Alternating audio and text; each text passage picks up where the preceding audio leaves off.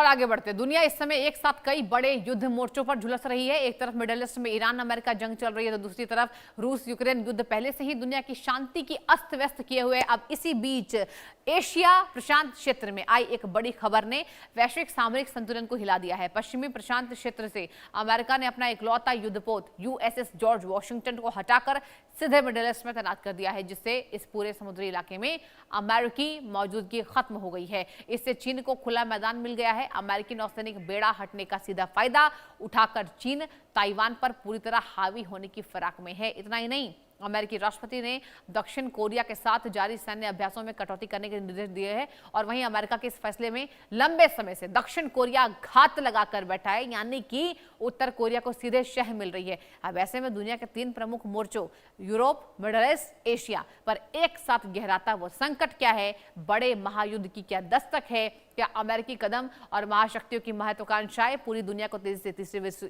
युद्ध की आग में ढकेल रही हैं?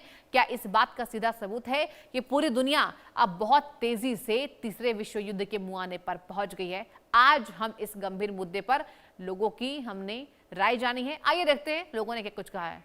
ग्राफिक्स के जरिए आपको बताएंगे कि आखिर लोगों ने क्या कुछ कहा है कि क्या जो पूरा विश्व है वो तीसरे विश्व युद्ध को देख रहा है। अब जिस तरीके से समीकरण बन रहे हैं, आपको बता दें, ये जो तमाम जानकारियां सामने आ रही हैं और क्या ये विश्व युद्ध के मुहाने पर दुनिया खड़ी है। आपको बताएं जिस तरीके से यहां पर लगातार मिडिल ईस्ट की आग अमेरिका ईरान युद्ध को लेकर हुआ, जिस तरीके से मिडिल ईस्ट में ये चिंगारी भड़की है, आग की ज्वाला भड़की है और अब ये जो तैयारी है, अब देखिए दुनिया में बन रहे नए समीकरण। एशिया प्रशांत क्षेत्र में चीन का जो वर्चस्व है वो बढ़ा हुआ है और इस तरीके से यहां बता दें आपको दुनिया में नया समीकरण क्या है, किस तरीके से चाइना हावी है। देखिए अमेरिकी नौसेना हटने से सामरिक संतुलन जो है वो बिगड़ गया है।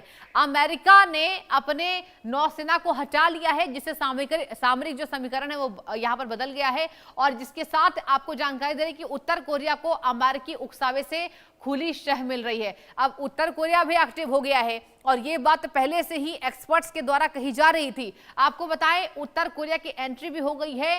ताइवान पर चीनी आक्रामकता से एशिया में महासंकट के बादल जो है वो गहराते हुए नजर आ रहे हैं। यानी कि कुल मिलाकर तीसरे विश्व युद्ध की क्या घंटी बज रही है? ये घंटी तब नहीं बजेगी जब दोनों देशों में शांति होगी।